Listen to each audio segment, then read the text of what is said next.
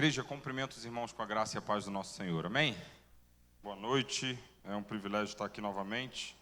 Eu brinco que estou quase mudando o nome da igreja lá para Igreja Presbiteriana em Cristo, né? De tanto que a gente já caminha junto aí. Então, eu sou pastor da Igreja Presbiteriana Abrigo, né?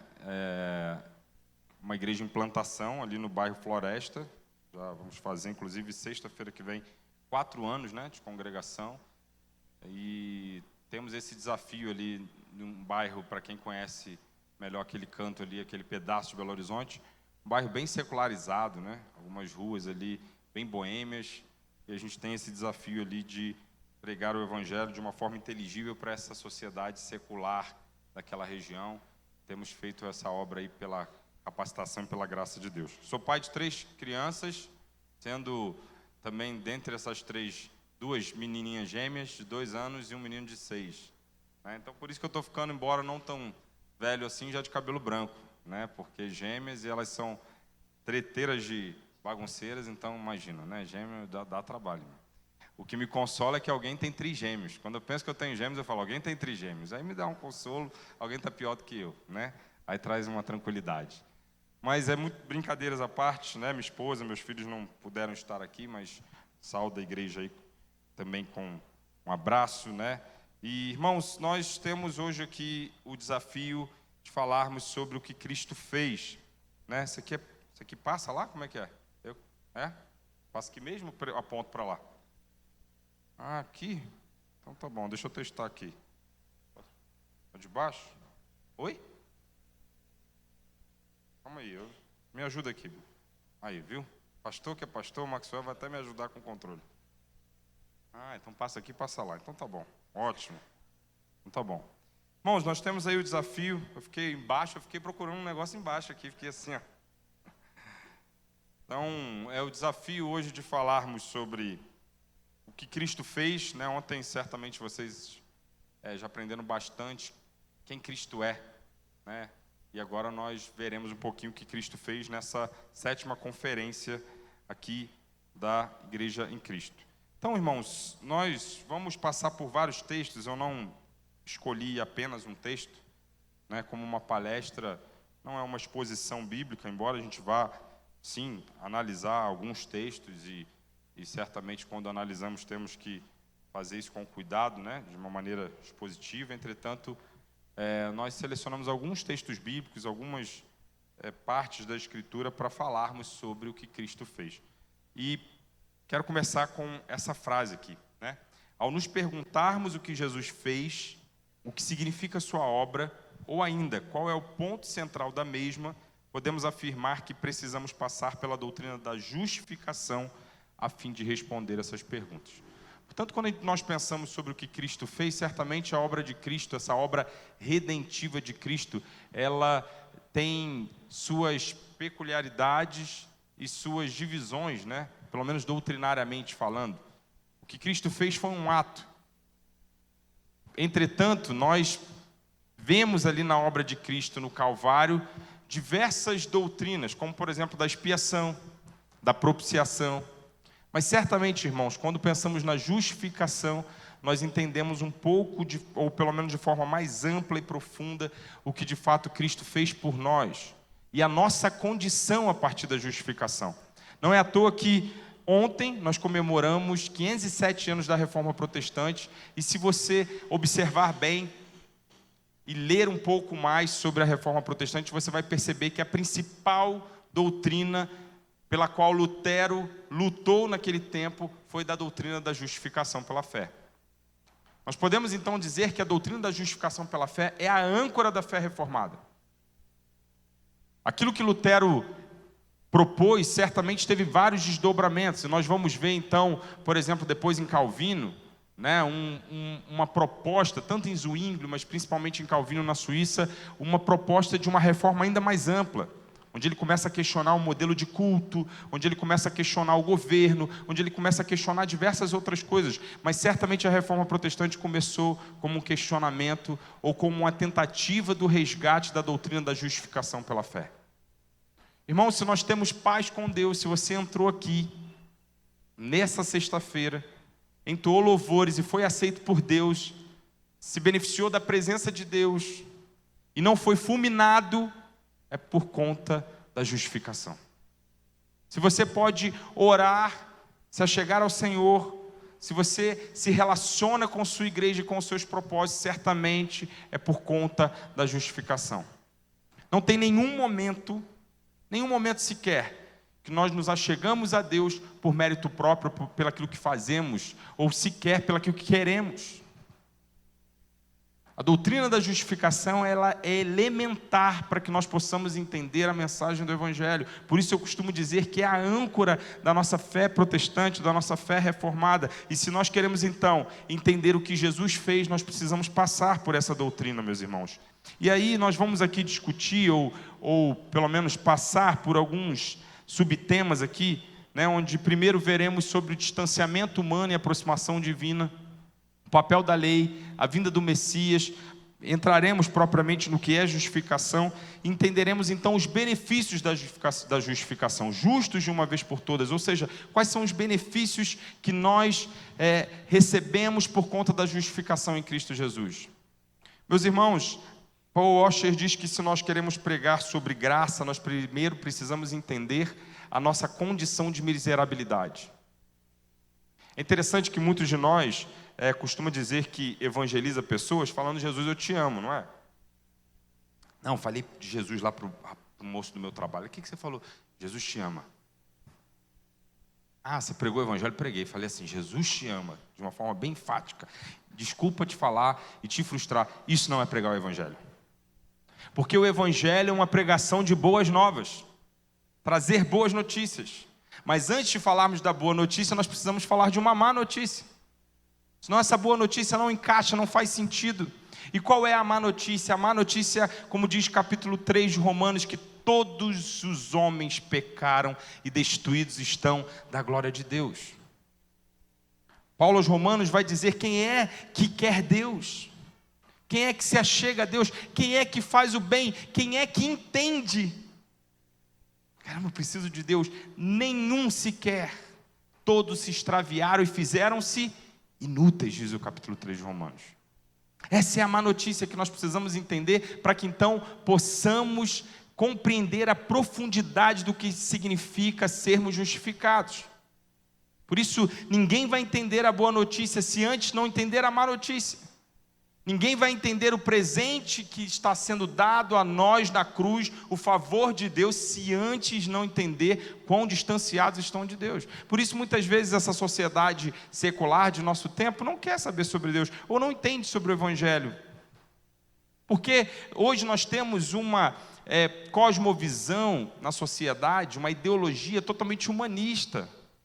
O que é pregado é que o homem é bom. Havia um filósofo, muitos anos atrás, chamado John Locke, que ele dizia que o homem é como uma tábula rasa. Por isso, se você enche essa tábula de coisas boas, certamente isso determinará que ele será bom. Mas se você enchê-la de coisas ruins, certamente esse homem se tornará ruim. E aí nós ouvimos por aí que o homem é fruto do meio. Não é? Algumas pessoas dizem que o homem é fruto do meio. Mas eu te pergunto, como pessoas que nascem na mesma condição, muitas vezes tomam destinos diferentes, tomam rumos diferentes, tomam decisões diferentes. Certamente nós podemos afirmar que o homem é influenciado pelo meio, e é inegável isso. Mas o meio não determina ninguém. Davi diz que nós fomos concebidos no ventre em pecado. Pecado. Por isso, muitas pessoas não conseguem entender a proposta do Evangelho. Porque a má notícia não é dita. Por isso que nós precisamos resgatar, irmãos, pregações que falem sobre o distanciamento do homem de Deus. As nossas canções precisam falar do quão distante nós estamos sem Cristo Jesus. Mas muitas vezes estamos diluindo o Evangelho e simplesmente achamos que estamos pregando o mesmo porque falamos Jesus te ama. Não. Evangelho é a boa notícia do favor imerecido que recebemos, mas para entendermos a profundidade dessa boa notícia, nós precisamos entender primeiro sobre quão distante nós estávamos de Deus. Qual é a má notícia? E a má notícia é essa, irmãos, que todos nós pecamos e destituídos estamos da glória de Deus. Por isso a primeira coisa que nós queremos pensar aqui nessa palestra, para entendermos então sobre a justificação, é os pecados, ou o pecado, podemos até tratar no singular, o pecado e as suas consequências. O texto bíblico nos diz em Gênesis que quando o homem se distancia de Deus ou se rebela contra Deus, toda a terra foi maldita por conta daquela decisão humana. Por conta do pecado humano, toda a criação foi afetada. Toda a ordem criada foi afetada pelo pecado. Por isso hoje nós sustentamos uma doutrina de uma incapacidade, porque nós fomos tão afetados pelo pecado, pelas suas consequências, que nós não conseguimos nos achegar a Deus, como falamos aqui sobre Romanos 3. E por mais que você diga, pastor, então o que significa a doutrina então da depravação total? Significa então que nós não temos nada de bom? Eu gostava do Sproul, porque o Sproul ele mudava esse termo, e eu não lembro exatamente o termo que ele cunhou para falar da depravação total, mas eu pelo menos chamo de depravação integral. A Bíblia não está falando que não sobra nada de bom em nós por conta do pecado, afinal nós somos imagem de Deus. Você vê pessoas ímpias que não creem no Senhor fazendo coisas boas ou não? Você acha que não existe o cara que não é crente, ele não ama a esposa dele? Ele não consegue amar a esposa dele? Não, é mentira, ele não ama não. Ele está traindo ela, hein? Pastor, não existe gente boa nenhuma. Tem gente lá de fora que está fazendo coisa melhor do que a gente, né? Faz coisas boas. Ajuda o cego a atravessar a rua. Faz caridade. Ajuda o morador de rua. Ama sua família, ama sua esposa. Paga seus impostos, é um bom cidadão. Ninguém está dizendo isso, porque nós somos aquilo que a teologia chama de imago Dei, a imagem de Deus. E atributos comunicáveis de Deus nos foram dados, diferente de todo o restante da criação. Por isso, há coisas boas em nós. Mas quando nós estamos falando da depravação total, que nós podemos chamar de depravação integral, nós estamos citando a realidade de que o pecado nos afetou de tal forma e de forma integral ou total, em todas as nossas faculdades, a ponto de nós não conseguimos então nos achegar a Deus, porque para nos achegarmos verdadeiramente a Deus, nós precisamos ir inteiros, e nós nunca estamos inteiros. Talvez você questione essa doutrina e diga, não, mas se você pesquisar, inclusive historicamente, as doutrinas que dizem que o homem tem capacidade de se achegar a Deus, são doutrinas que cresceram exatamente junto com o movimento renascentista, que por sua vez estava defendendo uma posição humanista. Popularmente isso começa a tomar espaço dentro das igrejas por conta do crescimento do humanismo. E é doloroso ouvirmos que nós somos maus, não é verdade? É doloroso ouvir que nós não temos capacidade. Costumo dizer que a teologia reformada ela nos humilha diante de Deus e exalta o Senhor. A teologia reformada humilha o homem e exalta Deus. Não tem nada que você tenha feito. O querer e o efetuar vem dele. Você persevera porque ele te faz perseverar. Você foi porque ele te escolheu. Você não desiste porque ele direita as suas veredas. Poxa Deus, não sobra nada. Mas não é também uma realidade que não tenha nada de bom em nós, mas nós fomos afetados de tal forma integralmente que nós não queremos Deus verdadeiramente. E o texto de Romanos, nós podemos, irmãos, pelo menos defender aqui com dois argumentos. Primeiro, bíblico, que é o principal. Como eu já disse, Romanos 3 vai dizer que não há ninguém nem que entenda. Não há ninguém que faça o bem, não há ninguém que quer Deus, não há ninguém, nenhum sequer, Paulo diz aos Romanos. Mas nós podemos também observar na nossa realidade prática, quantas vezes nós, seres divididos, dúbios, estamos lá fazendo bem, mas querendo a nossa glória ou não? Já viu aquela pessoa que vai cuidar do morador de rua, aí ele tira selfie, pastor? Já viu? Não, deixa eu postar que eu estou fazendo uma ação social morador de rua, hein? Aí ele tira selfie. que Ele quer, de alguma forma, mostrar. E nem sempre é maldoso. Não estou dizendo que você não possa tirar foto nenhuma numa ação missionária, não, tá, irmãos? Mas quantas vezes é com uma motivação de alguma forma ter reconhecimento? Quantas vezes nós amamos a nossa esposa de manhã, de noite a gente está querendo esmagar mesmo, sufocar aquela mulher, não é? Nosso filhinho amado, aí ele está naquele dia terrível, gritando, você... Nós somos voláteis, nós mudamos. Não há integralidade em nós, não estamos inteiros, somos afetados pelo pecado de tal forma que somente sendo atraídos pelo próprio Deus, podemos querer Deus. Essas são as consequências do pecado, e nós vemos então claramente o afastamento humano como uma das principais características do pecado. Você observa no Éden, quem se aproximou de quem? Quem procurou quem?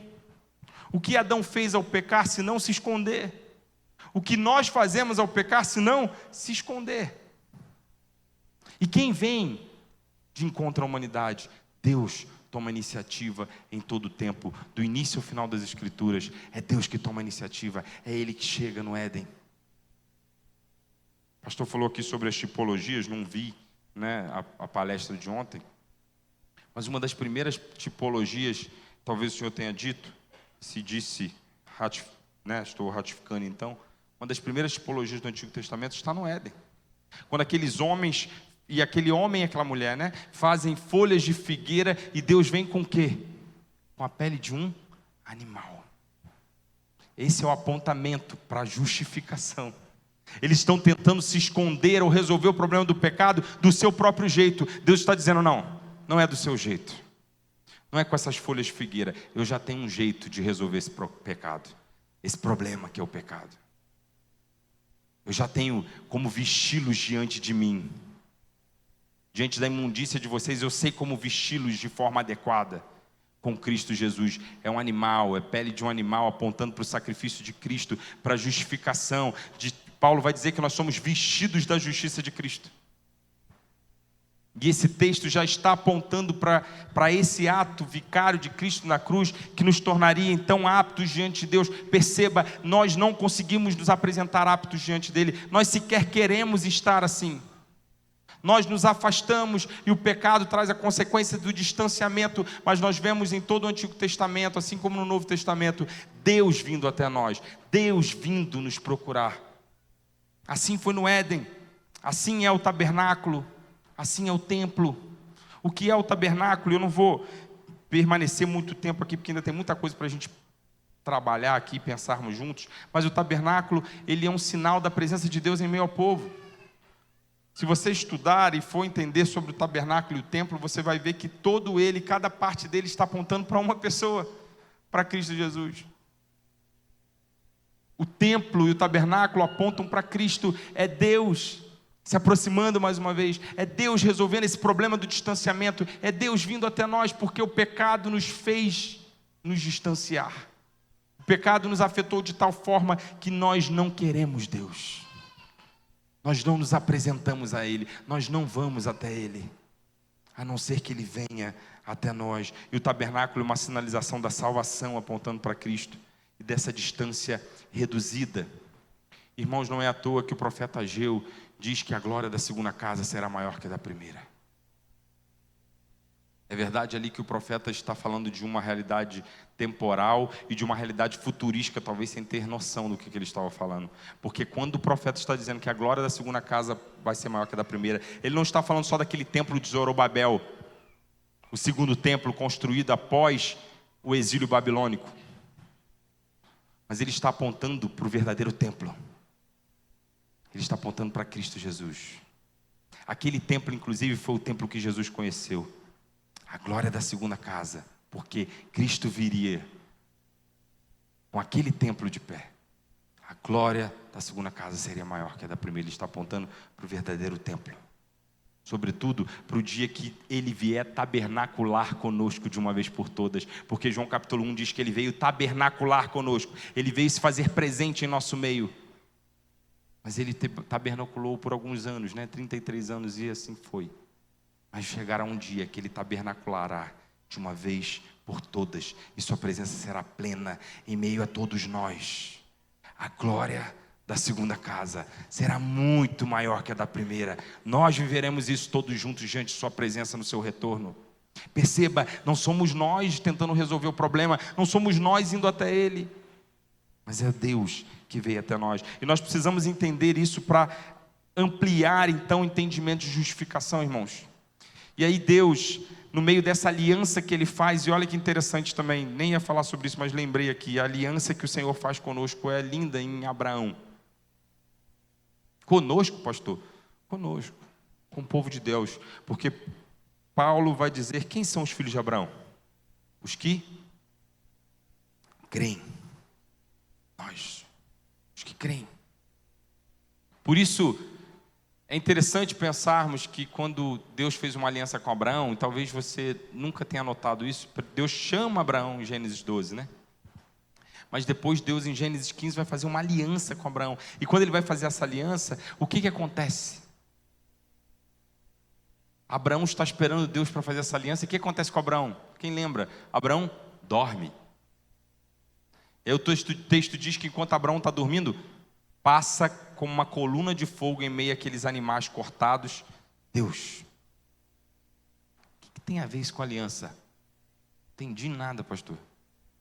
Às vezes, se nós não formos lá estudar o contexto, a gente não entende nada mesmo. Então Deus fez aliança com Abraão porque passou no meio de um monte de animal como com uma coluna de fogo? Porque esses eram os termos da aliança daquele tempo. Hoje, quando você faz aliança com alguém, o que você faz?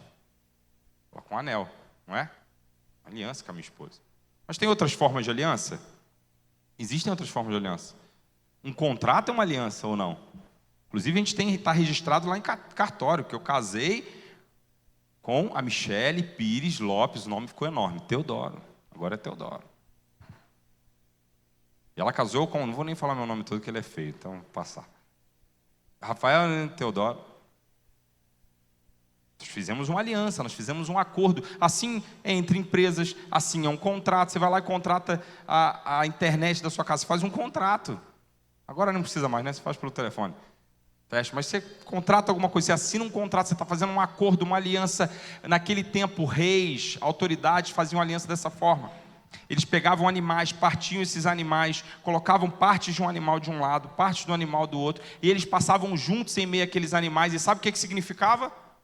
Que aconteça conosco o que está acontecendo com esse animal, se eu não cumprir com a minha palavra. A pergunta é, onde é que estava Abraão? Dormindo. Quem passou em meio aos animais? Deus. Sabe o que significa, irmãos? Que aconteça comigo o que aconteceu com esses animais, se eu não cumprir a minha palavra. É Deus vindo até nós. Deus fez uma aliança conosco unilateral, incondicional. Ele não quebrará essa aliança. E no meio dessa aliança com o seu povo, nessa construção dessa história de redenção, que apontará para Cristo e o que Cristo faz. Lembra como o pastor Maxwell pregou ontem aqui, como o Antigo Testamento já apontava com tipologias que Cristo viria, o que Cristo faria. Deus, nessa construção desse ato redentivo, Ele nos dá termos dessa aliança. Quais são os termos da aliança? A lei. A lei são os termos da aliança. E a lei tem pelo menos 3 papéis, meus irmãos. O primeiro é avultar e ratificar a nossa ofensa. Segundo, vou deixar isso por último, demonstrar o padrão de Deus. E terceiro é refrear o mal. A lei serve para refrear o mal. Sejamos bem honestos, você está lá na Cristiano Machado, está no anel, aí você está 80, 90, né? Pode falar, o Maxwell não vai te corrigir, não sei, né? Mas eu acho que ele vai orar por você. Senhor, ajuda eles a andarem a 70. Aí você vê o radar, o que você faz? Ih, chegou o radar. Não refreia o mal? Você está falando no celular, não faça isso, meu irmão, por favor. Seja correto diante de Deus, mas aí você está no celular, aí você vê a guarda municipal, o que você faz? Opa. Bom dia, guarda. Bom dia, tudo bem? A lei refreia o mal, refreia nossos ímpetos maus. Paulo, Deus dá a lei a Moisés, Moisés como esse legislador usado por Deus, tem os termos da lei para refrear o mal. Mas não é só isso, meus irmãos. A lei, ela também demonstra o padrão de Deus. Entretanto, quando nós chegamos em Romanos, nós vamos entender que o principal papel da lei, Romanos 5, 20 a 21 nos diz: sobreveio a lei para que avultasse a nossa ofensa. Mas onde abundou o pecado, e essa é a boa notícia, superabundou a graça. Verso 21, a fim de que como o pecado reinou pela morte, assim também reinasse a graça pela justiça para a vida eterna, mediante Jesus Cristo, nosso Senhor. O papel da lei, sobretudo, é avultar a nossa ofensa. É mostrar que diante daquele padrão, nós não conseguimos, ou aquele padrão, nós não conseguimos alcançar. Por isso que eu amo, tem uma história do Evangelho que eu conto lá na igreja. Você repete histórias também, Maxwell?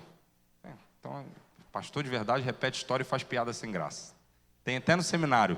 Seminário vocês não sabem disso, mas tem uma matéria de piada sem graça. Se não passar, não é pastor. Estou brincando. Deveria ter, mas a gente já vai pela cultura. Sempre faz uma piadinha sem graça. Tu viu? Acabei de fazer mais uma. Então,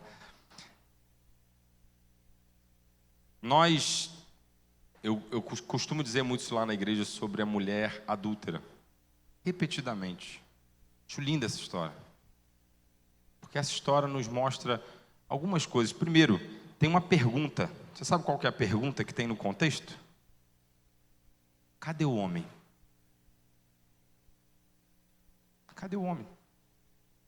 Ué, se ela cometeu adultério, ela cometeu sozinha? Cadê o homem? Preconceito social. Cadê o homem? Alguém chegou e falou assim: bonitão, vai lá, você é homem. Mulher não. Opa, vamos te apedrejar. E tem gente que diz que o evangelho não protege as mulheres. Que o evangelho é limitador da mulher. Não lê o evangelho. Não sabe quem foi Jesus. Chega diante daquela, não sei se multidão, mas daquelas pessoas que querem apedrejá-la, e ele fala assim: quem não tem pecado, atira a primeira pedra. Alguns, vocês já devem ter ouvido isso, eruditos, estudiosos, acreditam que ele está mexendo na areia, porque ele está colocando ali alguns pecados. Talvez a fofoquinha, que a gente acha que não é, né? A maledicência, que a gente acha que não é. A mentirinha, né? Porque o crente é engraçado para mentir, né? Eu costumo dizer isso. Que aí a pessoa liga para sua casa, aí você não quer falar, você fala assim. Aí ali a porta, você fala assim: olha, filho, fala que eu não estou, hein? Não menti. Amém, Deus. Não menti. Porque eu me coloquei do lado de fora de casa, então eu não estou. Bom? Mas mentir, irmãos, é ludibriar o outro. Se você omite com a intenção de ludibriar alguém, você mentiu. É o mesmo pecado. A mentira é pecado porque quando você ludibria o outro, você está se colocando como superior ao outro. Você está dizendo que ele não tem direito à verdade, só você. Por isso a mentira é pecado. Ao omitirmos com a intenção de enganar alguém, nós estamos mentindo do mesmo jeito. Perceba, por mais que nós tentemos fugir, a gente cai em alguma coisa.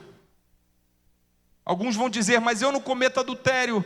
Mas alguma pedra você também merece. Mas eu não minto, pastor. Mas talvez fofoque. Mas talvez tenha pensamentos imorais. Mas talvez tenha uma língua pesada, como diz Isaías, né? Está no trânsito, de repente, opa, lá foi um palavrão porque o cara te cortou. Nós temos dificuldades diferentes, falhas diferentes, faltas diferentes, mas a grande verdade é que todos nós merecíamos ser apedrejados. A lei nos mostra que diante do padrão de Deus, todos nós estamos reprovados. E se nós formos aqui estendendo em pecado, em pecado, em pecado, você vai sair daqui com a consciência de que peca muito mais do que imagina. Certa vez lá na igreja a gente fez uma série para pregar os 10 mandamentos. Meus irmãos, eu mesmo saí falando assim: caramba, deixa eu ver aqui qual que eu não quero. Ixi. Porque quando você começa a estudar e aprofundar o que é a quebra do mandamento, eu vou te dar um exemplo. Se você coloca na justiça alguém com a intenção de retirar daquela pessoa, sabe, quando a gente fala assim: vou aproveitar, vou colocar na justiça, você está roubando. Quando você está no trabalho, o teu chefe te paga 8 horas para trabalhar e você fala assim, saiu. Você está roubando do seu chefe, você quebrou o 6º mandamento. Perceba como é muito mais profundo. Não, pastor, eu não sou idólatra. Quando você coloca qualquer coisa. Tem um livro excelente, nós trabalhamos lá na igreja recentemente do Tim Keller, que chama Deuses Falsos, e eu indico todos lerem esse livro. Todo cristão precisa ler esse livro. E Tim Keller começa dizendo que tudo aquilo que você confia, obedece e deseja mais que Deus, é um Deus para você. Sabe quando você pensa assim, Senhor, eu vou fazer errado, mas é o meu trabalho, o Senhor sabe disso. Confia mais no trabalho do que em Deus. Ídolo, idólatra. E nós podemos aqui estender e passar a noite toda falando, e cada um de nós sairá daqui com a cabeça quente, diante de tanta ofensa diante do nosso Deus. Sobreveio a lei para que avultasse a nossa ofensa, para que nós pudéssemos enxergar que nós não estamos no padrão de Deus, para que pudéssemos suspirar por um Salvador. Senhor, manda-nos um Salvador, porque nós estragamos tudo e continuamos piorando as coisas, e esse mundo vai de mal a pior por nossa culpa, e a gente não consegue sair dessa condição, Senhor. Nos mande um Salvador. A lei nos faz suspirar pedindo um Salvador, e por isso o Messias veio, irmãos. E aí nós precisamos entender algumas coisas sobre o messianismo do Antigo Testamento. Eu vou tentar ser um pouco mais rápido aqui. O messianismo do Antigo Testamento e a expectativa errônea do judaísmo. Porque o que o messianismo de fato do Antigo Testamento propunha? Exatamente aquilo que o Novo Testamento cumpriu. Mas uma má leitura do judaísmo, não só do primeiro século, mas de boa parte do judaísmo, trouxe uma expectativa de um Messias político. Eles liam, por exemplo, não tendo entendimento sobre a segunda vinda de Cristo, e achavam muitas vezes que era sobre a primeira vinda. E talvez você julgue o judeu, mas imagine você vivendo numa sociedade, imagine se os Estados Unidos invadisse aqui. A China, né? Está mais em moda, os Estados Unidos está começando a cair. Já não é mais tudo. A China chega aqui, invade e fala assim, a partir de agora, aqui é um Estado chinês, igual no Tibete. Vocês não podem isso, vocês não podem aquilo, vocês não podem aquilo. Aí a China começa a cobrar um imposto pesado da gente. Muito pior do que os brasileiros, o imposto brasileiro. Você está em miséria, em pobreza, por conta desse domínio. Era essa a realidade de Israel no tempo de Jesus. Crescia essa expectativa de um Messias político. Por isso, dentre os partidos daquele tempo, e depois você pode estudar sobre isso, os zelotes, que eram um partido, lembra do Simão, o Zelote? Lembra que agora está todo mundo sabendo, porque está todo mundo vendo The Chosen, né? Aí o pessoal está sabendo mais por causa do The Chosen do que por causa da Bíblia. O pessoal chega, pastor, eu vi no The Chosen e falei, sério? Está na Bíblia. Pastor, descobri no The Chosen, sério, irmão? Está escrito há 2000 anos. A gente está aprendendo por causa do The Chosen. É triste, né? Porque a gente não está lendo a Bíblia o suficiente. A gente deveria estar vendo e até corrigindo, porque o The Chosen tem uns desviozinhos também. Tá? Tem uns desviozinhos. E a gente está sendo doutrinado pelo The Chosen. Cuidado. Cuidado. Mas você viu lá, que tem o Simão o Zelote. Era um partido político, bélico, que tinha a intenção de criar uma revolta popular para poder sair da égide romana. Isso crescia. Tanto que nós vemos que alguns dos discípulos que não eram zelotes eram simpatizantes de. Por que Pedro estava com uma faquinha no dia da crucificação? Quem andava com essa adaga eram os zelotes. Pedro não era zelote, porque tinha o Simão zelote, mas talvez ele fosse simpatizante. Alguns vão dizer que é porque ele era pescador, mas ele já estava há muito tempo sem pescar. Não sei, mas são indícios de que havia, sim, essa grande popularidade, esse grande crescimento do partido zelote no meio de Israel. Então havia uma expectativa errônea do judaísmo, uma expectativa de um Cristo político, de um Cristo que libertasse da opressão do opressor. Mas a opressão que ele vinha nos libertar, sobretudo, era a opressão do mal. Irmãos, nós discutimos muito sobre política nos últimos anos. Agora deu uma refreada, né? Deu uma desaquecida, né? Essas eleições agora foram tranquilas. Mas as eleições presidenciais, eu estava dando aula aqui, né? Foi ano passado? Ano passado? Retrasado? Estava dando aula aqui. E eu lembro desse momento. Primeira vez, verdade. É verdade, passa rápido, hein? Tem 2 anos de seminário, eu vou ter o terceiro. Então, eu lembro daquela expectativa e todo mundo falando sobre isso e tal. E quantos colocaram expectativa, seja de um lado e do outro, de que um Messias podia nos salvar. Todas as vezes que Israel colocou expectativa numa pessoa, num homem, numa ideologia, num partido, e se não em Deus, Deus escravizou Israel. Deus corrigiu Israel de forma dura. Entende? Mas nós muitas vezes estamos colocando uma expectativa política, só que a nossa política não vai resolver o problema. E não estou dizendo aqui que nós não temos que ser racionais e discutir o que é melhor, o que está mais próximo do princípio bíblico. Nós temos. Mas entenda, irmãos, aqueles que nos liderarão são corruptos, corruptíveis como nós. Por isso, seja a ideologia A, a ideologia B, nenhuma delas resolve o problema do mundo, porque o problema do mundo é o pecado. Toda desordem social é fruto do pecado, toda violência, fruto do pecado, toda desunião entre os homens, fruto do pecado, tudo que vivemos, toda miséria, pobreza, injustiça, maldade, fruto do pecado. A expectativa era de um Messias que resolvesse coisas que são periféricas, superficiais, secundárias. Mas o Messias veio resolver o problema na raiz, o mal. O mal. O mal que nos distanciou de Deus, dos seus padrões, e nós não conseguimos cumprir a lei. Mas por que ele teve que se encarnar? E nós precisamos lembrar aqui, irmãos, não vou voltar, mas acabamos de falar que a lei, ela voltou a nossa ofensa, ela mostrou que nós não estamos no padrão de Deus. Nós precisamos de um Salvador. Mas a quebra da lei traz a condenação. O salário do pecado, diz Paulo, é a morte.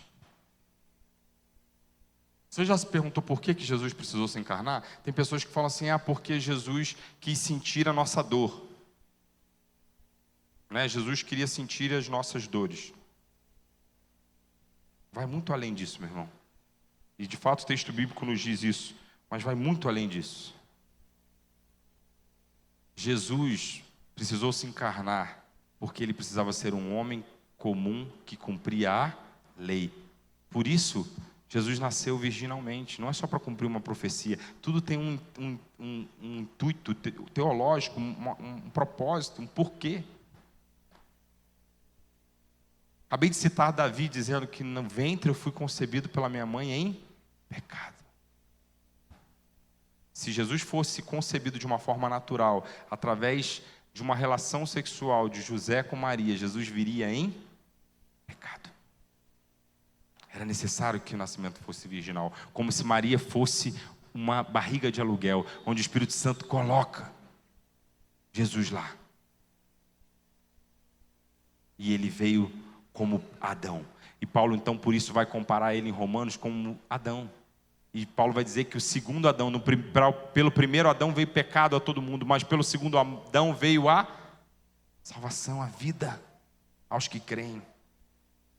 Por isso nascer virginalmente, por isso se encarnar, por isso sua vida precisou ser santa e de cumprimento da lei, porque naquele dia, quando ele foi se apresentar diante de Deus, para que nós fôssemos absolvidos, era preciso que fosse alguém justo. E quem de nós é justo? Entende? E aí nós vamos chegar então ao entendimento de justificação. Olha o que eu destaquei aqui, uma frase, Johnson resumindo o material sobre Cristo e a lei do pensamento de Calvino. Essa não é uma frase de Calvino, mas de Johnson, resumindo o material sobre Cristo e a lei, falando um pouco sobre o pensamento de Calvino a respeito de Cristo e da lei. O ponto principal, claro, é que Cristo cumpriu a lei em todos os aspectos, seja no vivê-la, no submeter-se à maldição da lei para satisfazer a sua exigência de punição dos transgressores, ou restabelecendo sobre outras bases a possibilidade de cumprir aquilo que a lei requer. Cristo, em outras palavras, satisfez tudo o que a lei exigiu, ou pode vir a exigir da humanidade. A justificação que estava associada à lei agora pertence completamente a Cristo. Você entende por que Cristo precisou se encarnar? Você entende então por que ele precisou vir, né, de um nascimento virginal? Você entende por que então ele precisou se expor à vida comum? Porque ele, diferente de nós, cumpriu a lei. E naquele dia, diante de Deus, então, ele era o nosso representante. O representante da humanidade. E aí nós vamos entender então o que é justificação. Pastor, nós passamos por tudo isso porque nós estamos falando sobre o quê? O que Cristo fez. O que Cristo fez? Cristo resolveu o problema do distanciamento. O que Cristo fez? Cristo resolveu o problema de nós sermos condenados, injustos, merecedores do inferno. Como que Cristo fez isso? Através desse ato de vida e morte. Não é só a morte, mas vida e morte, porque se não tivesse sua vida, sua morte não seria válida. De vida e morte de Cristo, para nos justificar. E aí eu queria que você então abrisse sua Bíblia em Romanos capítulo 3. Vamos lá? Romanos, carta de Paulo aos Romanos, capítulo 3, e nós vamos fazer uma breve análise do versículo 25 ao capítulo 4, verso 9. Romanos, capítulo 3,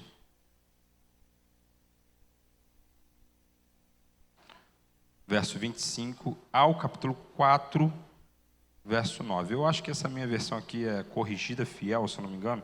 É um pouquinho diferente da maioria, mas também não é tão diferente, tá? Capítulo 3, verso 25. Deus o propôs para propiciação pela fé no seu sangue, para demonstrar a sua justiça pela remissão dos pecados dantes cometidos sob a tolerância de Deus, para a demonstração da justiça neste tempo presente, para que ele seja justo e justificador daqueles que têm fé em Jesus.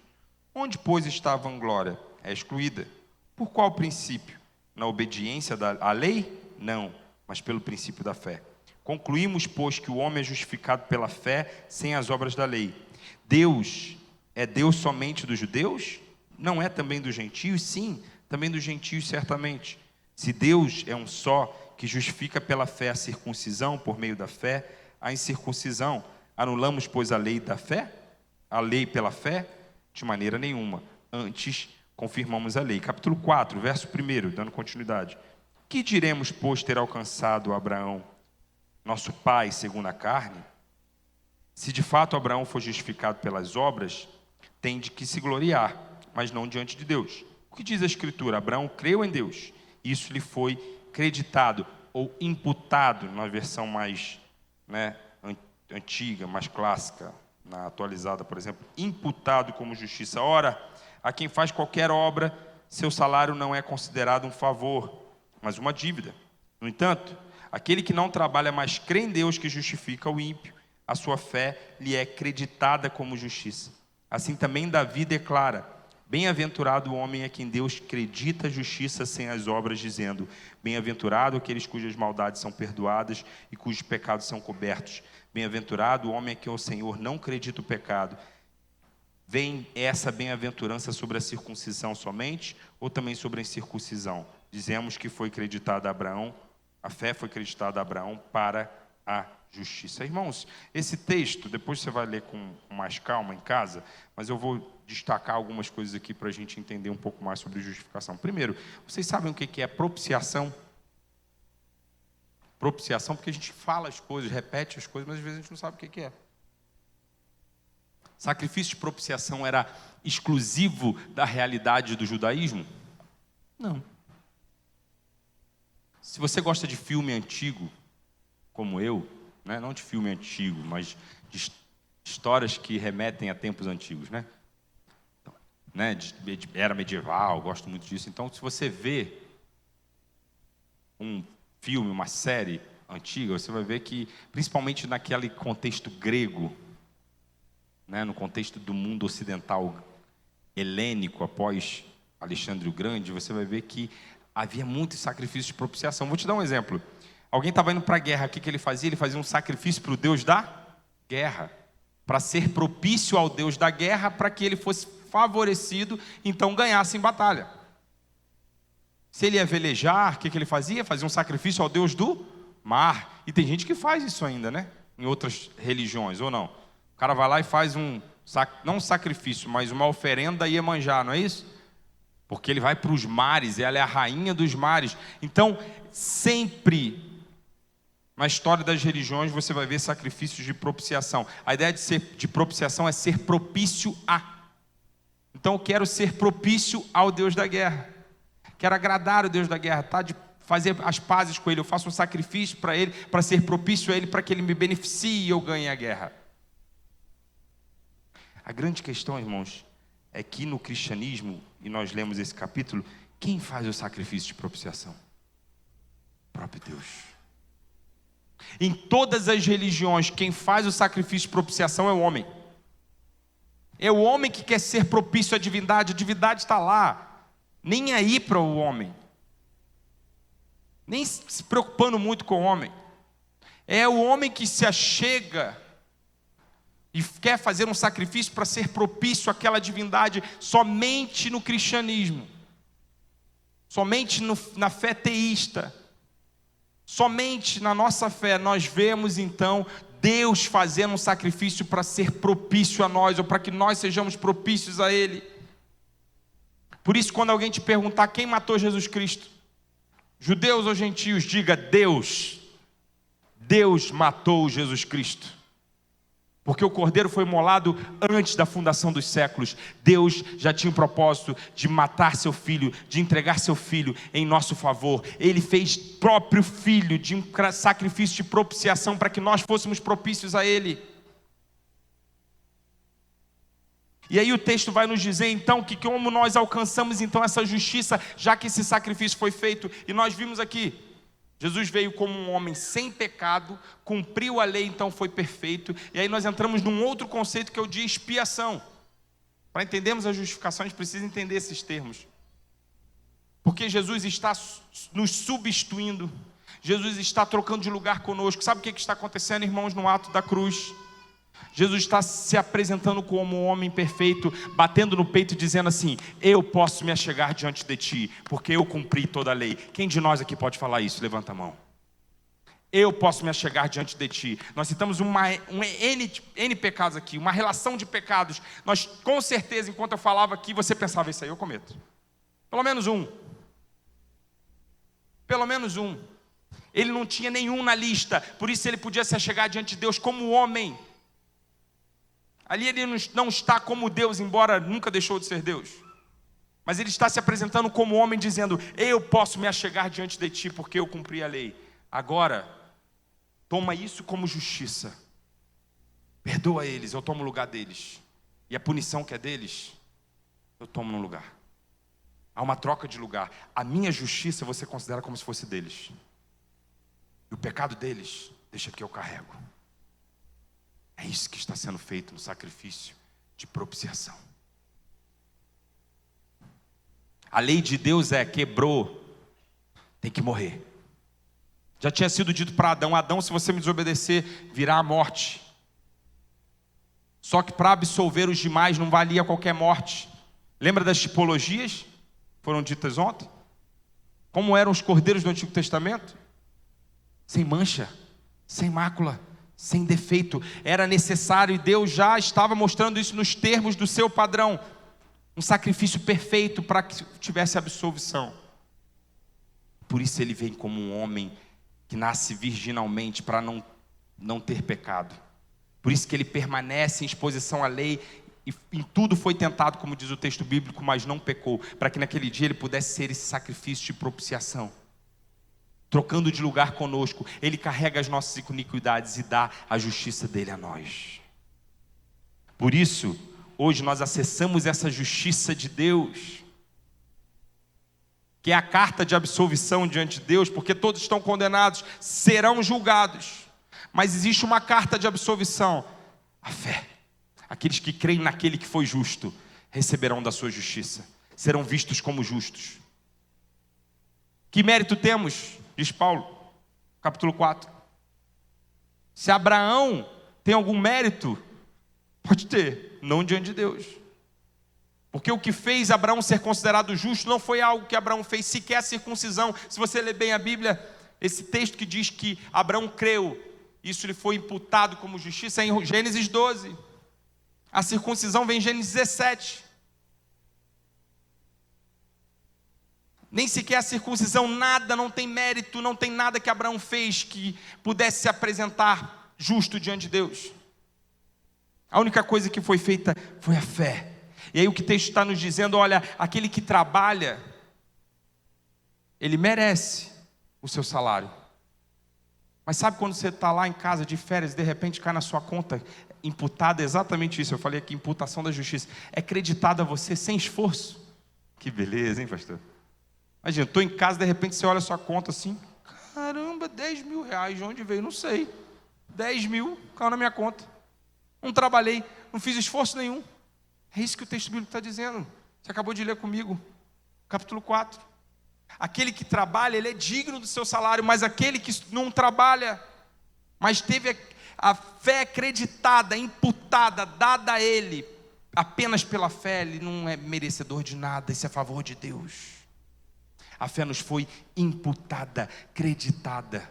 Paulo vai dizer então que nós estamos vestidos da justiça de Cristo. Quando nós entendemos a justificação, irmãos, nós entendemos o Evangelho. Aí a gente começa a entender um monte de coisa. Por isso que a gente começa a entender então que não se perde salvação. Lógico que não se perde salvação, porque não é pela minha justiça, mas pela justiça dele. Não pense você que naquele dia que você acha que você está limpinho, sabe o dia que você acha que está limpinho? Hoje eu estou um crentezão, né? Acordei 4 horas da manhã, igual aqueles coaches, arrasta para cima. Você acordar 4 horas da manhã, beber água em jejum, aí você primeiro medita, aí você dá uma corridinha. Hoje em dia é assim, né? Todo mundo tem que ser perfeito. Você não pode ser gordinho que nem eu, senão tá complicado. Então, perfeição. Arrasta para cima, vem aprender sobre sucesso, como você ser melhor. Né? O tempo todo, um apelo ao sucesso, sucesso. Esse é o Deus da nossa cultura. A teologia da prosperidade já passou, agora é a teologia do coach. Você é o centro do coração de Jesus, você é o cara. Essa é a heresia do momento. Mas, voltando ao texto bíblico, nos foi imputada. A justiça de Deus nos vestiu de tal forma que nada nos separa do amor de Deus. Aí a gente começa a entender então um pouco mais da justificação, já terminando aqui, tornados justos. Aí nós começamos a entender por quê, né? Porque Efésios capítulo 6, verso 14, abre comigo lá rapidinho, agora a gente vai passar por alguns textos, mas bem rápido. Efésios 6, verso 14. Esse texto é um texto muito famoso, muito conhecido de todos nós, muito usado, por exemplo, em momentos de oração, em círculos mais pentecostais às vezes. Efésios 6, verso 14. Começa no verso 10, a armadura de Deus. Quando chega no verso 14, estáis, pois, firmados, tendo cingido os vossos lombos com a verdade e vestido da couraça da justiça. Sabe o que é a couraça? Sabe o que a couraça protege? Você já viu por baixo da armadura couraça? Né? Geralmente de couro mesmo, aquele couro forte que protege o que? Os órgãos vitais, protege, por exemplo, o coração. Se passar pela armadura ainda tem a couraça. Couraça significa proteção, protege os órgãos vitais, protege a sua vida. Por que Paulo está dizendo que a justiça de Cristo é a nossa couraça?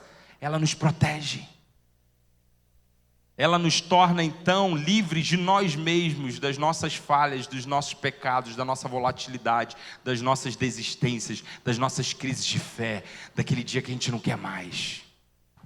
Mas eu fui justificado de uma vez por todas, eu estou vestido da justiça de Cristo. Ela é como uma couraça de justiça, ela me protege. Aí eu começo a entender então, porque, por exemplo, eu vou até para os últimos pontos, não há mais condenação, Romanos 8,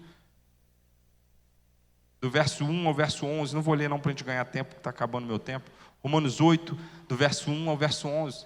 Todo mundo conhece aqui, Romanos capítulo 8, verso 1, não, para aqueles que creem não há mais condenação para os que estão em Cristo Jesus. Por que não está condenação? Não há mais condenação, porque ele não me vê mais, ele vê Cristo. A partir do dia que eu criei, ele nunca mais viu a mim, ele vê Cristo. Entendeu por que então você pode se aproximar de Deus? Você não se aproxima de Deus, e por isso que o autor de Hebreus diz assim: podem ir confiantes ao trono da graça. Confiantes, de cabeça aberta, cabeça erguida, quer dizer, pelo novo e vivo caminho que é Cristo Jesus. Porque eu nunca cheguei, sabe aquele dia que você achou assim, aceitei Jesus. Sabe aquele dia? Você falou assim, agora eu entendi. Foi Ele que te aproximou. Aí você começou a se relacionar com Ele. Aí você se achegou e sentiu aquela presença. Sabe por que você não foi fulminado naquele dia? Porque Ele estava vendo Jesus ali. Aí no dia seguinte você foi orar e você conseguiu ter relacionamento com Ele porque Ele estava vendo Jesus. Você está vestido da justiça de Cristo. Ele é o mediador. E no dia do seu pecado mais vil, Ele continuou vendo Jesus. No dia do seu pecado mais destruidor, Ele continuou vendo Jesus. Que isso, pastor? Esse é o escândalo da graça. Por isso a gente chega no capítulo 8, verso 31 e 39, Paulo fala assim, quem pode nos separar do amor desse Deus? Será anjo? Será principado? Será potestade? Será o porvir? Será eu mesmo? Ele não fala isso, né? Eu estou parafraseando Paulo, mas ele está querendo dizer isso. Eu mesmo, ninguém, nada pode separar-nos do amor desse Deus. Entendeu por que não se perde a salvação? Porque nunca foi por conta de você. Nunca foi porque você tinha algo bom. Nunca foi porque a sua fé nasceu de você mesmo, como se ela fosse uma obra. Foi por conta daquele dia que Ele estava naquela cruz morrendo pelo seu pecado. Ele pensou em você, Ele pensou em mim. Por conta daquele grito, tetelestai, está consumado. Eu carreguei o pecado deles e agora eu dei a eles a justiça que é minha, que eu conquistei por nunca ter pecado e ter cumprido toda a lei. A partir daquele dia nós fomos vestidos da justiça de Cristo. Deus vê Jesus o tempo todo e por isso nada nos separa do amor desse Deus. Por isso estamos seguros como se fosse uma couraça. Nada nos separará. Nada nos separará. Essa é a doutrina que nós chamamos de união mística de Cristo. Vamos em Efésios, a gente já está aberto aí em Efésios, né? Já abrimos em Efésios, capítulo 2 de Efésios, versos 6 a 9. Carta de Paulo aos Efésios, capítulo 2, versos 6 a 9. E nos ressuscitou com Ele, fazendo-nos assentar nas regiões celestiais em Cristo Jesus, para mostrar nos séculos vindouros as abundantes riquezas da sua graça, pela sua... para nos mostrar nos séculos vindouros as abundantes riquezas da sua graça pela sua benignidade para conosco em Cristo Jesus. Pois é pela graça que sois salvos por meio da fé, isso não vem de vós. Olha aí. A fé não vem, nem a fé vem de nós. A fé não vem de vós, ela é dom de Deus, não das obras para que ninguém se glorie, pois somos feitura sua, criados em Cristo Jesus para as boas obras, a quais Deus preparou para que andássemos nela. Pergunta aos universitários, verso 6 e verso 7. Ele nos ressuscitou com Ele, verso 6, quer dizer. Ele nos ressuscitou com Ele, fazendo-nos assentar nas regiões celestiais. Vê se você acha um anjo aí do teu lado. Tem um anjo? Você vai falar, meu irmão é um anjo. Que bom, você é bonzinho demais. Vê se você acha um anjo aí do seu lado. Gabriel tá aí? Gabriel? Miguel? Será que está aí? Quem está aí do lado? Como é que eu estou sentado nas regiões celestiais? Você já ressuscitou? Eu nem morri ainda. O que Paulo está dizendo? Aquilo que Cristo conquistou é como se nós tivéssemos conquistado. Aquilo que Cristo fez por nós, fez de tal forma, e é tão seguro, que o futuro e os benefícios futuros daquilo que Ele fez é tão seguro que Paulo fala no presente. Nós iremos ressuscitar, nós iremos assentar as religiões celestiais, mas nós fomos vestidos da justiça de Deus de tal forma, estamos protegidos de tal forma, estamos seguros de tal forma, é tão certo para Paulo essa realidade, que ele fala assim, vocês já ressuscitaram, vocês já estão assentados nas regiões celestiais com Ele. Isso é o que nós chamamos na teologia de doutrina da união mística com Cristo. Aquilo que Cristo é e fez, é como se a partir desse momento que nós fomos justificados, nós fôssemos e tivéssemos feito. Eu não cumpri a lei, foi Ele que cumpriu, mas Deus olha como se você tivesse cumprido, por isso a absolvição. Na cruz não é um ato só de amor, meu irmão, é um ato de justiça. Alguns perguntam, Deus é mais amor ou justiça? Deus é completo, perfeito, harmônico, não existe isso. Deus é 100% justiça, 100% amor. O que moveu, aí começa as discussões teológicas, o que moveu Cristo é amor, Deus é amor. Tá bom, me convenceu, verdade. Porque o texto vai dizer que Ele nos predestinou em Efésios capítulo 1, em amor nos predestinou. Mas Deus não está deixando a justiça. de lado. Esses dias eu estava conversando com meu filho e tentando explicar a justificação para o meu filho. Tem 6 anos. Ele chegou da igreja, falando sobre Jesus. Aí quando você explica para a criança, e às vezes eu gosto de explicar para o adulto como você explica para a criança, porque a gente tem certeza de que entendeu. Falei, meu filho, imagine se você está aqui na rua, você pega uma pedra, você joga na casa do vizinho, essa vidraça bonita aqui da em Cristo. Você joga, tá. Aí o diácono viu. Já era pro menino. Ele tenta sair correndo, eu contando para ele, tenta sair correndo. Aí, opa, te vi, hein? Você vai ser penalizado pela vidraça que você quebrou. Aí Jesus fala assim, opa, qual é a pena? É essa. Deixa esse menino. Deixa que eu cumpra a pena no lugar dele. Mas quem é você para eu deixar que cumpra a pena? Está aqui, ó. Eu sou um homem que jamais quebrou uma vidraça. Eu sou um homem que jamais descumpriu nenhuma lei. Eu sou um homem perfeito. Vamos fazer o seguinte, você olha para esse menino e todo o mérito que eu tenho por ter cumprido a lei, você dá para esse menino. Esse menino agora vai ser herdeiro de tudo. Esse menino agora vai ter toda a liberdade. Dá para esse menino que não merece. Dá para ele. Aí Paulo vai dizer assim, nós somos co-herdeiros com Cristo. Olha isso, dá para ele. Dá para nós, maus. Dá para a gente. E deixa que eu tomo a pena no lugar dele. Isso é justificação. Aí a gente pode querer discutir depois de entender bem. Se perde. Alguma coisa separa. Nada nos separará do amor desse Deus. Nada nos separará do amor desse Deus. Para terminar, meus irmãos, a justificação não é uma transformação interior, mas é uma declaração judicial. Transformação interior é santificação. Isso vem depois de um ato judicial. É um ato judicial. Absolvido. Pá, o juiz falou, Deus. Absolvido. Pá, de uma vez por todas, absolvido. É uma declaração judicial. Quando Deus nos justifica, Ele o faz de uma vez por todas e para sempre, pois aceitou as obras de Cristo como se fôssemos nossos. Que o Senhor Jesus nos abençoe e que, entendendo o que Cristo fez, nós possamos então ter paz. É isso que Paulo está falando. Capítulo 5, verso 1. Justificados, pois, mediante a fé, vocês têm de uma vez por todas paz com Deus. No dia mau, pastor, no dia mau. No dia que eu pecar, o pior pecado da minha vida, até nesse dia. Eu não estou dizendo que a gente deve permanecer em pecado, porque o verdadeiro salvo vai exercer as obras da salvação. E ali nós evidenciamos, nós vemos que de fato é salvo. João, em uma das suas cartas, ele vai dizer, aquele que vive no pecado não conheceu a Deus. Mas não é a santificação que nos salva, a santificação é o resultado de termos sido salvos. Porque afinal de contas, nesse dia que nós cremos, aconteceu uma outra coisa, né? Não é essa aula de hoje, não é a palestra de hoje, mas a regeneração.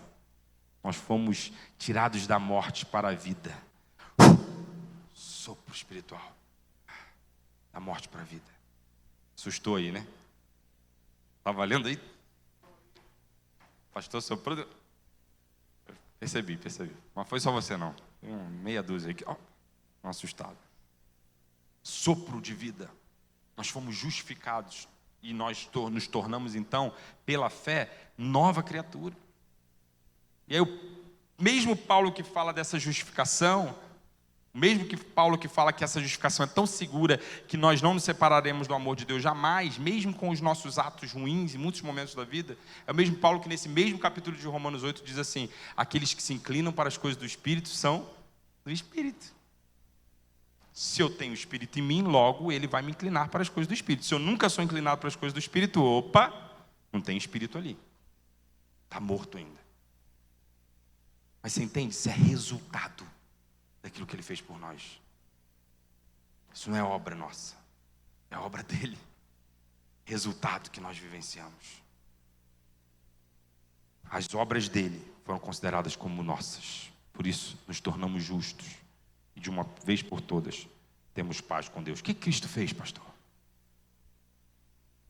O que Cristo fez? Foi a nossa pergunta. Nos tornou justos diante do justo juiz. Todos nós quebramos essa vidraça. Mas Ele tomou a pena no nosso lugar, para que nós pudéssemos ter paz. Foi isso que Ele fez por nós. E não só isso, mas por ter sido perfeito e ser merecedor, então, de toda a herança do mundo, da existência, do universo, nos deu a sua justiça, nos imputou sua justiça, acreditou algo que não era nosso. E hoje nos beneficiamos do mérito dele. Você acha que você vai para o céu só porque você, ou por algum mérito, ou só porque você creu? Deixa eu até corrigir isso. A fé é o meio, entende? Mas quem conquistou isso não foi a gente, não. Você vai se beneficiar de todos os benefícios da eternidade, porque aquele que conquistou, cumprindo toda a lei, deu a você esse presente. E a sua maldição carregou no lugar. O que Cristo fez foi isso tudo, para que nós pudéssemos ter paz. Que o Senhor Jesus nos abençoe. Amém? Nos abençoe.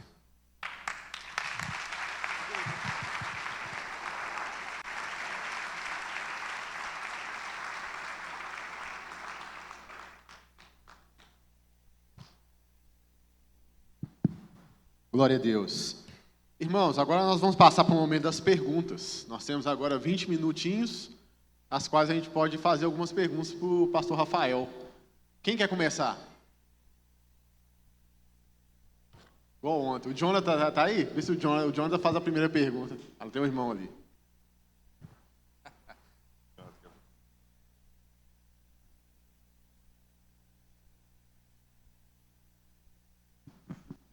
Boa noite a todos, graça e paz. Pastor, por que a justificação ela não é uma transformação interior? E quando Paulo fala assim que o bem que eu quero fazer, eu não faço, mas o mal que eu não quero fazer, eu faço, sendo diante do que Jesus fez. Por quê? Por que isso? Tá. Tem pergunta que eu vou passar para o Maxwell, se ficar muito difícil. Olha, ele que é o pastor de vocês, ele segura essa bucha aí. Primeiro, porque a justificação, vamos lá, o pecado é essa quebra de uma lei, né? O pecado é a quebra da lei de Deus. Então é um ato judicial. Se for a quebra de uma lei, como nós, se nós cometermos aqui, infringirmos uma regra social que merecemos a prisão, ou vamos falar de coisas mais brandas, nós falamos da multa, né? Você passou no radar, 80 era 70, você vai ser penalizado. Não é? Você vai tomar uma multa, vai chegar lá, uma notificação de que você foi multado, você vai pagar um valor, né? Você está sendo penalizado. Aí existem crimes mais sérios que podem te levar à prisão. Em alguns países, prisão perpétua, em alguns países, pena de morte. Então, como aqueles que quebram a lei diante do justo juiz, era preciso, para que nós fôssemos perdoados, que alguém cumprisse a pena no nosso lugar. E a justificação é esse ato na cruz de resolver o problema da quebra da lei. Entende? Agora, que foi a sua primeira pergunta, por que a justificação não nos transforma? Porque esse é um outro ato de Deus. Nesse ato redentivo de Deus, Ele está fazendo algumas coisas. Ele nos torna justos, e quando Ele nos torna justos, Ele nos regenera. Ou melhor, Ele nos regenera, porque somos regenerados, nós cremos naquele que é justo, nós recebemos a justiça daquele que é justo e nos tornamos justos. A regeneração vem antes, inclusive. Porque nós, reformados, acreditamos, inclusive existe uma pergunta que é diferente, a resposta é diferente entre arminianos e pessoas de uma teologia mais calvinista. Para o arminiano ele vai responder, eu creio para ser regenerado, depende primeiro de mim, eu creio, acreditei. Se alguém não sabe dos termos que eu estou falando, a arminiana é quem acredita no livre-arbítrio. Eu creio, eu acreditei. Então eu acreditei, mas Romanos 3 está dizendo, não é possível, ninguém chega puro diante de Deus 100%. Então nós acreditamos que nós não cremos para ser regenerados, mas que nós não tínhamos capacidade de crer, nós estávamos mortos em nossos delitos e pecados, diz Paulo em Efésios. Eu te pergunto, morto quer alguma coisa? Morto reage? Morto faz alguma coisa? Estávamos mortos. Paulo em Coríntios vai dizer que o homem natural não entende as coisas do Espírito. Se nós estávamos mortos e isso significa ser um homem natural e não entende as coisas do Espírito, como é que eu vou crer? A não ser que Ele me regenere para crer. Ele me dá essa condição de morto espiritual para vivo. E aí eu creio. E aí esse é um outro ato de Deus. Então a transformação vem com a regeneração. Embora regenerados, aí respondendo a sua segunda pergunta, eu vou tentar ser bem mais rápido, porque na última palestra eu fiquei 15 minutos só respondendo uma pergunta. Aí deu errado, deu ruim. Então, respondendo a outra pergunta, a regeneração, embora regenerados, nós estamos em um processo de amadurecimento dessa realidade espiritual que agora vivemos. Isso é o que nós chamamos de santificação. Está vendo? São coisas diferentes, doutrinas diferentes. Nós fomos regenerados, saímos da condição de morte espiritual para a vida. Por conta disso cremos. Porque cremos, fomos tornados justos, não há mais absolvição. E agora, tendo o Espírito em nós, vivos espiritualmente, nós estamos amadurecendo nessa realidade, o que é a santificação, que vai nos levar à perfeição lá na frente. Por isso Paulo vai dizer, o bem que eu quero, eu não faço. E o mal que eu quero, esse sim eu faço. Ele está falando dessa guerra ou desse conflito espiritual. Embora existam outras interpretações para esse texto. Embora alguns não entendam que Paulo esteja falando ali do não cristão. Por exemplo, o reverendo Augusto Nicodemos acredita nisso. Que esse texto não está falando de um conflito de Paulo. Porque se você prestar atenção nesse texto, parece mais que você perde do que ganha, não é? O mal que eu quero eu não faço, o mal que eu quero eu não faço. E às vezes a gente não faz, mas a gente não vive em pecado, a gente não é mais escravo do pecado. Então, alguns, como o reverendo Nicodemos e outros teólogos, acreditam que ali está se referindo esse texto a não cristãos. Mas existem bons teólogos, grandes teólogos, inclusive reformadores também, que acreditam que está falando de cristãos. Independente, não vou dar, qual que é a sua opinião, pastor? Não faça essa pergunta, não vou falar. Mas, independente disso, essa realidade de queda, né? De estou bem, daqui a pouco estou mal, estou bem, estou mal, todos nós vivemos, mas nós vamos amadurecendo. Paulo nos diz também nas suas cartas que nós vamos crescendo de fé em fé, nós vamos evoluindo ou amadurecendo essa realidade espiritual. Então o que se espera de um crente é que ele cada vez mais se distancie das más obras, cada vez mais ele peque menos, até aquele grande dia. Oi? 5 minutos dessa. Tá tempo. Amém. Tem já mais outra pergunta ali já.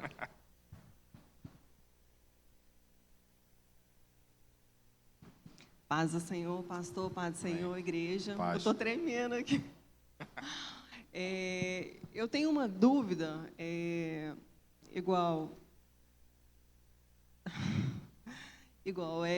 desde que eu voltei para o Senhor, eu tenho uma coisa no meu coração, exemplo. Se nós não temos, exemplo, é tudo pela graça, não é mérito de nós nada. Então, nós podemos pedir ao Senhor as coisas, tanto coisas de prosperidade, tanto quanto outras coisas, quando a gente vai saber que a gente está fazendo, exemplo, em prol de nós mesmos, para saber se é o nosso ego, se a gente está, exemplo, tentando fazer uma permuta com Deus, como que a gente consegue identificar isso? E se eu posso pedir ao Senhor algo que o meu coração almeja? Eu tenho uma dúvida muito grande disso, de ir muito para a minha vaidade e ferir isso a Deus, que é a última coisa que eu quero é ferir o Senhor. Então, assim, se o Senhor puder me explicar. Vou tentar. Muito legal a sua pergunta. Nós podemos pedir, né? Podemos pedir. Jesus pediu.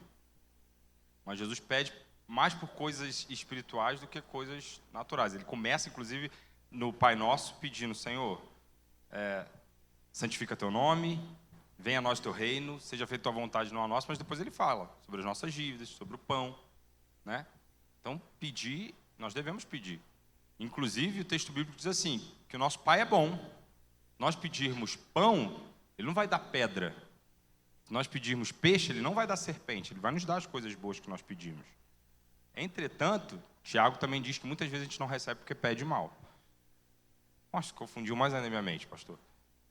Tem um texto que Jesus diz assim, que nós vamos, tudo aquilo que nós pedirmos em seu nome, nós receberíamos. O que é pedir em nome de Cristo?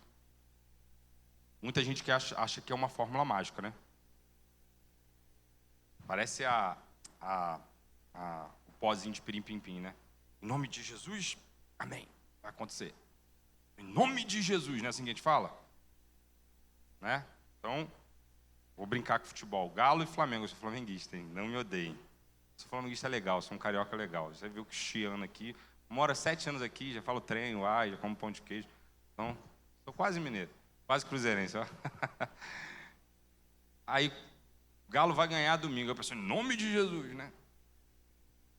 Não, vou ser promovido em nome de Jesus. Eu acho que em nome de Jesus é uma fórmula mágica que vai te levar a pedir em nome de Jesus, é pedir o que Cristo pediria. Se você pedir o que Cristo pediria, você vai receber. Pedir em nome de Jesus é... Então, quando eu for orar, será que Jesus faria essa oração? E tem coisas que são boas. Não tem pecado em prosperar não, irmãos. Porque toda heresia ela é uma distorção de uma verdade. Quando a teologia da prosperidade fala de prosperidade, a prosperidade é ruim, você quer... Não, a gente tem a teologia do pobre, a gente tem que ser todo mundo pobre. Não é isso, não. É isso que a gente está falando. Entende? Mas é distorções de uma verdade. É meias verdades para manipular. São coisas que às vezes são secundárias. Agora, eu quero, Senhor, ter um melhor emprego, tal. Você pode pedir coisas para Deus. E a gente não sabe a vontade de Deus oculta. Às vezes algumas coisas Ele vai te dar, outras não. Mas eu acho que um caminho para nós equilibrarmos e tentarmos pedir coisas que nós vamos receber é pedir aquilo que Jesus pediria. Então, mais do que pedir coisas para você, peça coisas pelo reino, peça almas. Peça a justiça de Deus, peça o reino de Deus. Essas coisas Ele responde. Porque isso Jesus pediria. Se pedimos em seu nome, nós receberemos. Ajudou um pouco? Não vai ajudar 100%, mas... Amém. Mais alguma pergunta?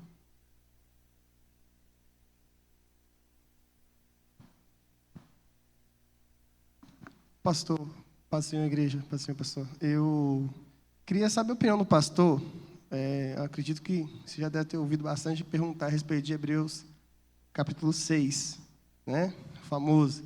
E eu queria saber somente a opinião do pastor a respeito de Hebreus, capítulo 6, em relação à perda de salvação. A gente que foi criado em meio pentecostal, quando a gente transiciona para a teologia reformada, a gente é bombardeado pelos nossos amigos aí pelo famoso Hebreus 6. Eu queria saber a opinião do pastor. Esse é o texto é o calcanhar de Aquiles todo reformado. Eu vou te contar uma história para depois responder a sua pergunta. Uma vez, uma menina em crise, que eu conhecia pessoalmente, um casal que estava se separando, e o marido se afastou e tal, e eu comecei a acompanhar mais a menina, né?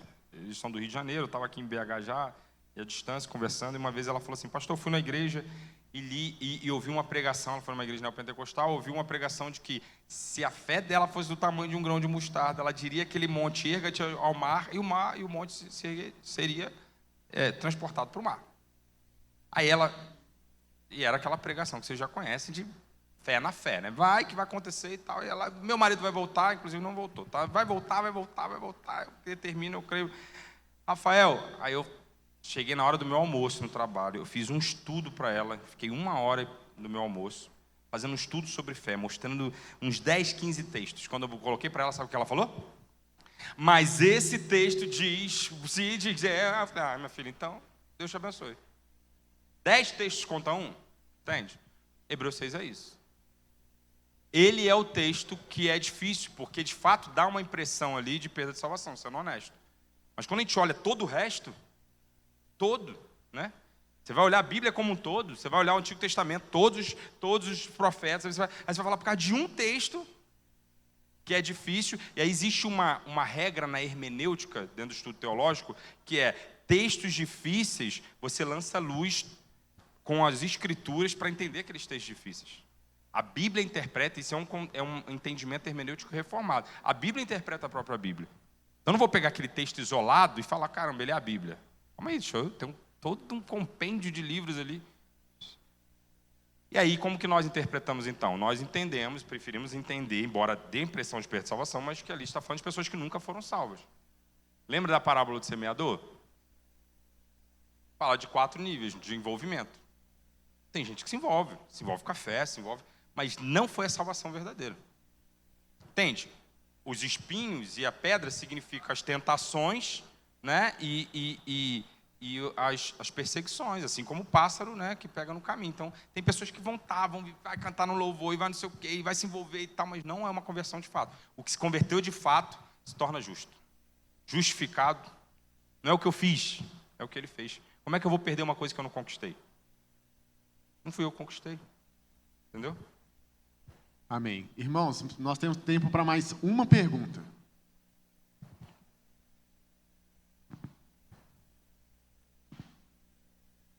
Boa noite, paz. É uma dúvida até bem antiga referente à questão do arrependimento. Foi dito que o arrependimento ele vem do próprio Deus. É Ele que coloca o arrependimento em nossos corações. A partir do momento que uma pessoa não se arrepende e que essa pessoa ela não consegue chamar a atenção de Deus para se chegar a Deus, como que resolve essa situação? Se eu não consigo chegar a Ele e o arrependimento vem dele, como que o arrependimento ocorre então? Ou as pessoas que não se arrependeram, elas não têm condição de se arrepender? Porque ela... Conseguiu entender, pastor? Entendi. Porque essa só foi ficando mais difícil. Essa aí é de engolir seco. Engole seco. Você fala, poxa, na frente de todo mundo tem que falar isso.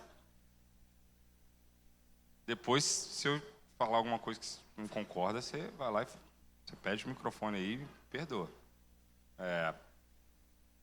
Nós que acreditamos na eleição, nós acreditamos de uma forma, eu vou te dar a resposta simples, depois a ampla. Simples, essa pessoa não foi eleita. Simples. É duro às vezes? É duro. Mas nós vemos isso biblicamente? Nós vemos. Nós vemos, por exemplo, na história de Moisés. Deus endurecendo o coração de Faraó. As pessoas vão falar assim, não, eleição é coisa de Paulo. Não, Paulo está citando o Antigo Testamento, gente. Esse texto, capítulo 3 que eu falei aqui, ninguém faz o bem, ninguém quer Deus, está no Antigo Testamento. Entende? A gente vai ver Paulo citando, por exemplo, a realidade de Esaú e Jacó. Deus amou Jacó e aborreceu. Em outras palavras, odiou. Então, uma realidade assim, aí a gente começa, essa é a verdade bíblica. Se a pessoa não se arrependeu, é porque Deus não a elegeu para crer. Porque tudo começa com essa eleição, em algum momento que nós chamamos de chamada eficaz, a palavra vai ser eficaz. Você sabia que a teologia pentecostal, por exemplo, ela difere de nós reformados, quanto, assim como os católicos romanos também, quanto a palavra, no sentido de eficácia da palavra? Não necessariamente toda vez que eu ler a palavra, ela vai ser eficaz para alguém. Porque a palavra também é um ato de condenação para alguns. Você acha que Deus vai condenar as pessoas no último dia? Como? Pela palavra. Entende? Pro Faraó, foi salvação ou condenação a palavra? Condenação. É só pregar a palavra, a pessoa vai ser salva. A palavra vai salvar aqueles que Deus escolheu para ser salvo. A palavra vai ter esse efeito na vida dos que foram escolhidos para ser salvos. Então ela vai ser, é o que nós chamamos de chamada eficaz. Agora, os que não foram escolhidos, ela vai ser uma palavra de juízo, de condenação. Então, mais uma vez, é difícil lidar com isso, mas nós podemos ir para um caminho mais filosófico ou especulativo, de dizer assim, poxa, como é que Deus pode ser bom e fazer isso? Eu falar o que é ser bom? De manhã eu estou bem com a minha esposa, de noite a gente já brigou. Eu falar que sei o que é ser bom? Entende? Grãozinho de areia, bichinho de Jacó, eu, diante desse Deus, do tamanho desse universo, eu vou definir o que é bondade e o que não é? Assim Deus fez, e Ele é bom. A Bíblia diz que nossos atos de bondade são trapos de imundícia. Sabe o que é trapo de imundícia, irmãos? Alguém sabe? Pano de menstruação das mulheres daquele tempo, é isso. É tão limpo o seu ato de bondade que é como se fosse um pano de menstruação. Então, às vezes é duro lidar com isso quando a gente pensa assim, se for alguém da minha família, mas a gente não tem que entrar nessa seara, né? A gente não tem que ficar tentando investigar a mente de Deus, só o Espírito conhece a mente de Deus. E saber que Deus sabe o que faz, né? Mas é isso. Você quer acrescentar? Esse ponto é meio difícil, você quer... Pode. Esse, de fato, é uma pergunta que gera muitas contradições, as pessoas não entendem muito bem esse fato, porque a gente começa a olhar para algumas pessoas e já colocá-las no inferno porque ainda não se arrependeram. Não quer dizer que o meu filho não se arrependeu, então ele é condenado. Bom, é algo que não cabe a nós julgar, até porque no aspecto salvífico mesmo, nós vamos compreender, por exemplo, o ladrão da cruz. É muito possível que se eu estivesse vendo a crucificação e vendo os bandidos ali, para mim os 3 foram para o inferno, já que eu não criei em Cristo e crucifiquei-o. Os outros 2 bandidos que estavam ao lado dele, se eu fosse um dos discípulos de Jesus, eu acreditaria no meu Cristo na cruz, mas não na salvação daqueles dois que estavam ali. É complicado compreender, de fato, quem são os eleitos e quem não são até o final de sua vida. Apesar de que aqueles que de fato se arrependeram, os frutos da salvação, nós veremos nessas pessoas, né? Então, como ele perguntou, então como que faz para poder arrepender? Essa é uma obra 100% de Deus, como foi pregado aqui, foi ensinado o tempo todo. Porém, não cabe a nós colocar nas pessoas, os irmãos têm esse medo, né? Então quer dizer que o fulano não arrependeu, então ele está nas trevas. Não, ainda não acabou. Enquanto houver vida, haverá esperança. O reverendo Augustus Nicodemos, citado pelo pastor Rafael, ele foi alguém que se afastou dos caminhos e depois ele retornou para os caminhos. Eu penso que nós não devemos perder noites de sono por causa disso. Nós só temos que crer, somente isso, né? Teve uma situação que aconteceu com uma moça, que nós conversávamos com ela, na verdade uns irmãos conversavam com ela a respeito da eleição e etc. e tal. Ela entrou em crise, totalmente em crise, começou a chorar, em desespero, e eu cheguei naquele momento e vi ela desesperada, e falei, o que está acontecendo, irmã? Ela falou, os meus pais serão condenados, porque estão falando aqui que eles não são eleitos. Eu falei, uau, como assim? Não, porque eles não estão na igreja, quer dizer que eles não são eleitos. Eu falei, não, irmã, vamos pensar arminianamente. Não vamos pensar isso, vamos pensar de outro jeito. Não precisa pensar assim, seus pais estão na igreja? Não escolheram Jesus, está na treva. Então assim, não cabe a nós, entende? É um conceito que nós devemos ir além disso. Nós que estamos aqui, cremos, nós entendemos como foi pregado, não é? Não são os nossos atos que nos salvaram, como não serão os nossos atos que nos irão condenar. Mas como foi feita a pergunta do irmão, ela é muito interessante também, porque realmente está falando daqueles que estão no meio, mas não são do meio. É impossível pensar que os planos de Cristo podem ser frustrados. Se Ele tem um plano para salvar, não haverá ninguém que nos arrebate de suas mãos, e absolutamente nada. Então, aquietai os vossos corações, e vamos seguir em frente, crendo que nós somos salvos em Cristo Jesus. Acabou, né? Acabou. Eu ia falar um segundo. Um segundo? 10 segundos. Eu penso, até esqueci o que ia falar. Já era, esqueci. Deus sabe, Deus vai tratar no seu coração. Ai, desculpa, Amém, desconcentrei, pastor Rafael. Não, é porque eu esqueci mesmo. Vamos. Mas é isso, gente. O que o pastor Maxwell estava falando, isso é pertinente, porque lembrei. A gente não sabe igual esse ladrão da cruz. A gente olha e fala para ele assim, não, porque a gente ainda vai por uma linha meritória, né? Esse cara é muito limpinho, ele é crente, né? Aquele ali é ruim demais, não é crente. Então, um ladrão desse, né, certamente seria condenado por nós. Então, quem que a gente vai... Às vezes eu fico questionando isso. Quando a gente entende a graça, entende que todos nós pecamos desde que estamos da glória de Deus, entende de fato o que é a graça, meu irmão, você entende que você pode chegar lá e encontrar, vou falar escandaloso, hein? Hitler lá no céu. Que isso, pastor? Não sei. Estava lá no último dia dele, no último momento. Seus atos são... não, meus atos são mais bondosos que o dele. Quebraram a lei de Deus do mesmo jeito e são merecedores da condenação do mesmo jeito. A gente não sabe.